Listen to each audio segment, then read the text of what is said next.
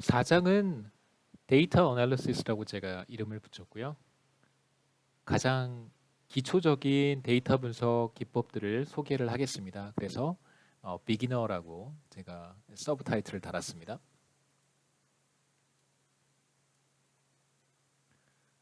첫 번째 우리가 보고 싶은 것은 데이터를 이렇게 묘사하는 방법, 개괄적으로 데이터를 한번 이렇게 표현하는 방법을 소개하겠습니다. 데이터가 주어지면 우리가 데이터를 어떤 목적에 맞춰서 데이터를 분석하기 전에 어떻게 생겼는지 살펴볼 필요가 있습니다. 가장 먼저 하는 작업이라고 할 수 있겠죠. 예를 들어서 관측치의 개수, 그러니까 observation은 모두 몇 개인가? 만약에 사람들을 설문조사한 데이터라면 몇 명의 사람들이 데이터에 나타나는지, 우리가 조금 전에 봤던 데이터처럼 GDP 데이터면 모두 몇 개 국가가 데이터에 포함되어 있는지 이런 것들을 먼저 살펴볼 필요가 있고요. 그 다음에 각 국가마다 어떤 정보들을 우리가 확인할 수 있는가, 변수들이겠죠. 어떤 변수들이 포함되어 있는가, 뭐 등등등 이런 것들을 확인해 볼 수 있습니다. 그래서 4장에서는 6가지의 함수를 제가 소개를 할 텐데, 뭐 이것과 더불어서 몇 가지 또 중요한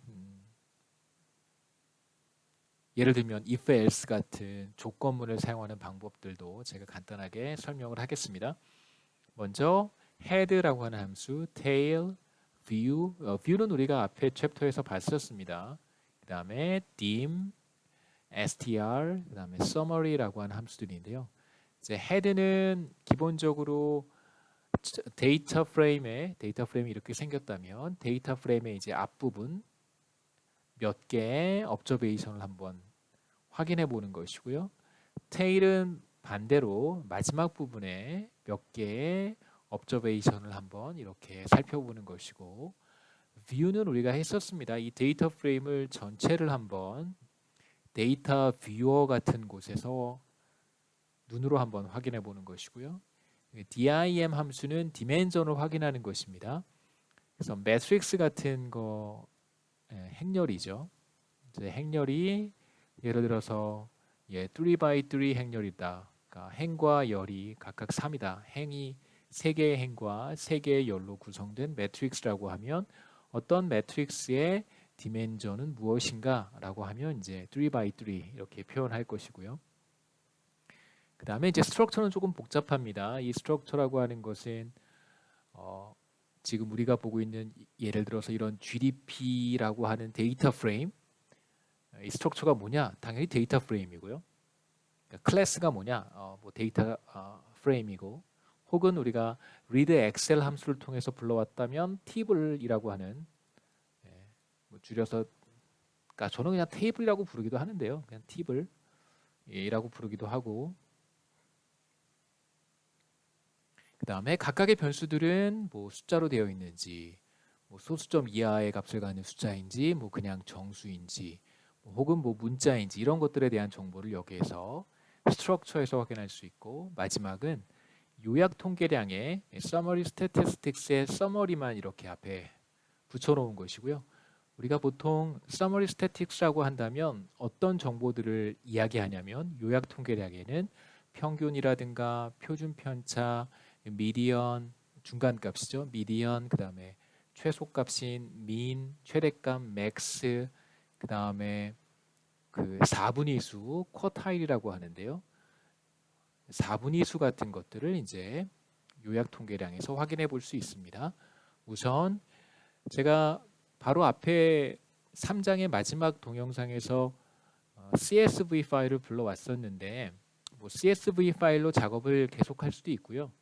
여기에서는 제가 엑셀 파일로 작업을 한 걸 슬라이드로 만들었기 때문에 다시 엑셀 파일을 불러오도록 하겠습니다.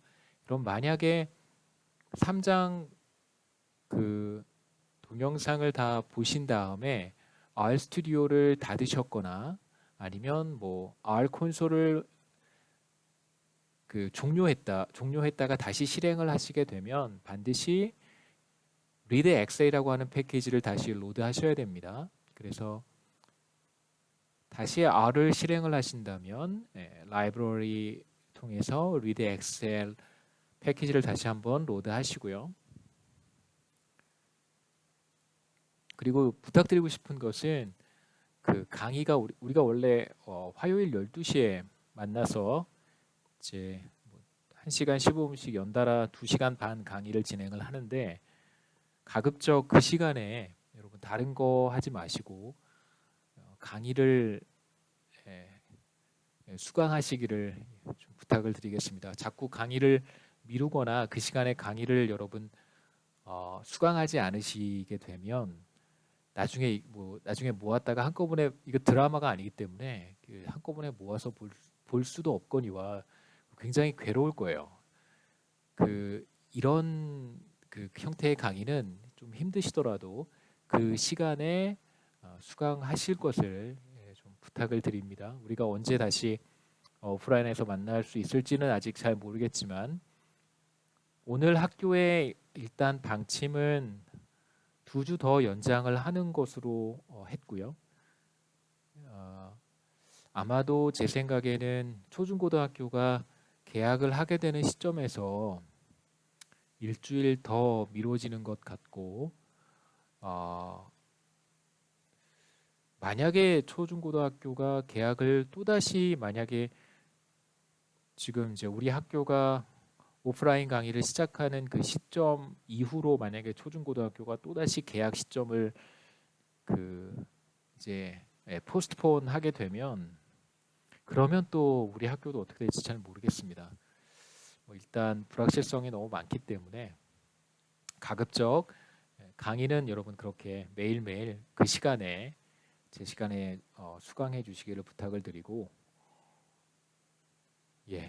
그리고 사실 이제 제가 작년에는 연구년 때문에 강의를 안 했지만 이제 재작년이라든가 또 3년 전에 계속해서 강의를 할 때 보통 이제 연강을 하게 되면 학생들도 굉장히 힘들고 그리고 또 지금은 동영상 강의를 진행을 하기 때문에 보통은 2시간 30분 강의를 이제 다 못 하고요. 학생들도 굉장히 힘들어해서 동영상 강의도 가급적 이렇게 2시간 반 분량으로 다 만들지는 않고 조금 일단 학교의 가이드라인은 지키고 너무 적게 동영상을 만들 수는 없으니까요. 제가 보통 오프라인에서 강의를 할 때 1시간 15분, 한 2시간 반 강의는 이제 다 하지 않고 한 2시간 한 10분 정도, 그래서 한 10분에서 15분, 뭐 때로는 뭐 한 20분 정도 강의를 일찍 끝냈던 적들이 종종 있는데요. 뭐 동영상 강의의 분량도 저희 학교 가이드라인을 지키면서 여러분 너무 힘들지 않게 그 2시간 30분 동안 동영상 강의를 지속적으로 시청하는 것은 제 생각에 별로 유익하지는 않다고 생각하지만 그렇지만 다시 한번 말씀드리지만 그 시간에 꼭 동영상 강의를 수강을 하셨으면 좋겠습니다. 다시 한번 엑셀 데이터 파일을 불러오겠습니다. 여기 물론 GDP 데이터가 있지만 지워버리고요.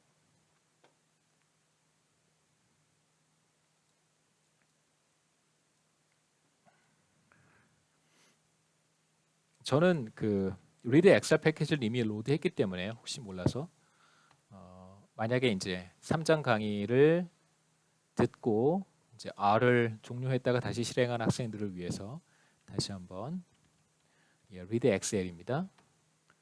그 다음에 이제 파일을 불러와야겠죠. GDP read excel 하고 경로를 지정하셔야 됩니다.